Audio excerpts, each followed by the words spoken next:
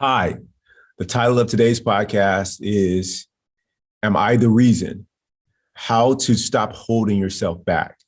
When I think about this question, I think about it in a couple of ways. So from Keith 1.0, the way that I think about it is that no, I won't be the reason that I hold myself back when it comes to achieving a career goal or something like that, or an athletic goal. No, I'm going to put the work in. I have a strong work ethic, and that comes from a strong mother who was an example of what a real work ethic looked like. And so anything within my power, physical power, I'm going to work hard at accomplishing it. I may not accomplish it, but it won't be because of a lack of effort. Like that won't be the reason, or a lack of commitment. But on the other side of it, when I think about the emotional, the psychological, the spiritual side of it, I can really look back now with the benefit of having done the practice and see how I was the reason that I held myself back. And I look in areas of committing myself to being open, to being unconditionally loving. I mean, let's take that one. For the longest time, I blame my inability, and now I know it wasn't an inability. It was a choice, an unconscious choice of not to allow myself to be open and to be vulnerable, because I felt like it's only going to lead to being hurt. And that came from that narrative, which I believe to be true, came from my childhood. It was a tough childhood. There was some physical and verbal abuse along the way with my stepfather, who struggled with his own challenges of alcohol and drinking. And so I guess I took that on. And as a result of taking it on, I really kept people at arm's length from getting too close, especially with significant others along the way. And I look back and I knew that I was doing it on some level. And I knew that a little bit, I knew that it was because of my past.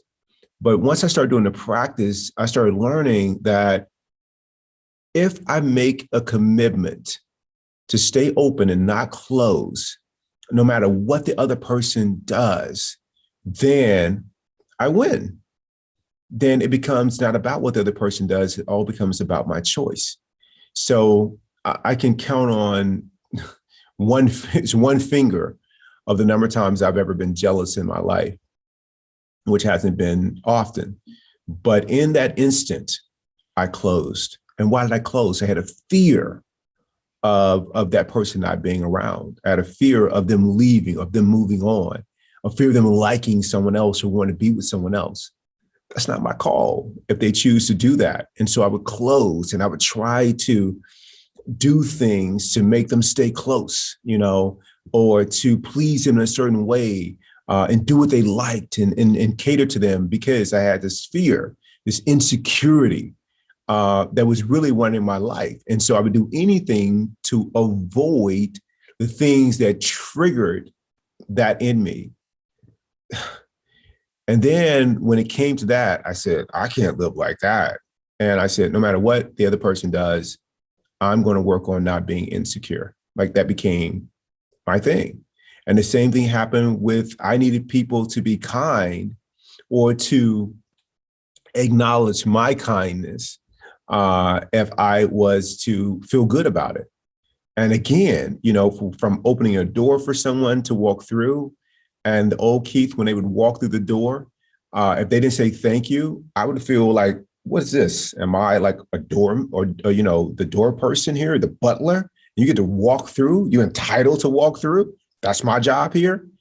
And so I didn't do that kind gesture for them because it's who I am.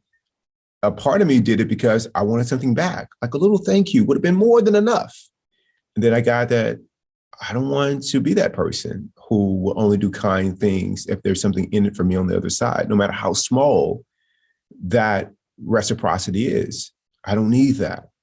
And so I started to learn in every situation that I took things personal, that I closed my heart, that I made it a situation in which, you know what, this workplace isn't for me. I'm moving on. Like they don't appreciate me. They don't value me. Like at any time in any organization, there's going to be something that comes along that is not going to be to your liking for a multitude of reasons. Budgets, people are busy.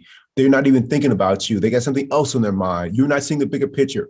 There's going to be a ton of things that are going to be reason that your idea wasn't acknowledged or embraced, or you were not treated in a way that you feel like demonstrates that you're being valued. There's going to be a multitude of reasons for that.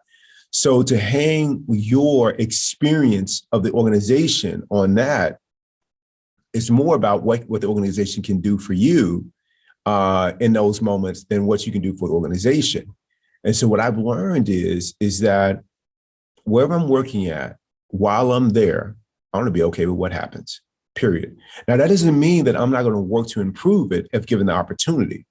And some of it may be I'm able to contribute an idea or work on a process to make things better. Or it may be that I'm just going to be a positive person who comes into the workplace and I'm going to sprinkle kindness all over the place. It could be that, but it's going to be a contribution. But that's what I'm going to do while I'm there. And then if I choose to move on, I won't be moving on because the organization did something to me, because it's not the organization. I'm the reason that's creating this narrative about the organization. Now, that's not to say that some places are more collaborative, they are better run than other organizations. It's not to say that. But what chooses me, but what forces me or what affects me is not going to be the organization or what's going to dictate my choice. If I choose to move on, I'm choosing to move on independent of that. And I found that is such a good space for me to appreciate wherever I am and whatever I'm doing. So if I'm at work and I'm giving a lecture, great. If I'm at work and somebody needs me to roll up my sleeves and go around and clean tables and things like that, or to run from this building to that building and lug equipment, that's cool too. Like at my core, I'm just a servant. And having that kind of commitment to making the most of whatever shows up, as opposed to having a problem with what shows up or what's asked of me or how people shows up, that's a whole different way of living. So when I look back on my life, I can't think of one instance in which I was not the reason of my experience, of my suffering.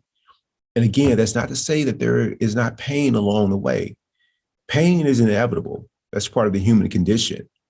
Suffering is different. Suffering is what your mind tells you about the situation. Like, this shouldn't be happening. Well, maybe not, but it's happening. Like, this shouldn't be the way it is. Maybe not, but this is the way it is. And resisting what is just doesn't seem really smart to me, because it is the way that it is. And the moment that I started to get that, what a game changer that was. And so now I've learned that in almost every case, I'm the reason. And I've also learned that I'm committed to stop holding myself back, and it's just a really, really great way to live. And the other thing too that I've learned along this practice journey is that when I initially have one of these new experience of, I don't know what you call it, like a breakthrough, enlightenment, or an expansion of my capacity to be tolerant, to be accepting, whatever it is that in the beginning is effortful. It takes a little bit of work to not be bothered by things. But the more and more that I stop saying, I don't want that to happen, or I'm not going there because this is going to happen, or I never want to be in that situation again, then that situation kind of controls me. Like it limits me. Now, I may not go looking for the situation, but if I'm in it, I'm not going to close. I want to stay open because I don't want the situation to bother me anymore. And in my past in relationships, if I had a partner who acted a certain way, I was like, that's it. I can't be with this partner anymore, because this is the way they act or behave or love or don't love me. I can't be here anymore. So I'm moving on. I'm moving on in somewhere else. But I haven't solved the issue that's within me. All I did was remove myself from what may have triggered the issue. And then I go to another relationship. And then perhaps something similar happens or the same thing happens. And when that happens, I'm like, oh, okay, I'm out of here again. I can't do this. Like I'm out. I'm moving on. And then I keep doing that, misidentifying where the issue lies. It's not with the other people. They're just doing what they do. I'm the one who's bothered. So how about working on what's inside of me and taking care of that so that it's not bothered? And then I can be with anyone. And then if I choose to leave, it won't be because I'm closing. I'm staying open. And in that opening, I'm choosing to do something else or be in a different relationship. That's a different way to live. So instead of being the reason why I close, I'm beginning to be the reason why I stay open. I love that a lot better.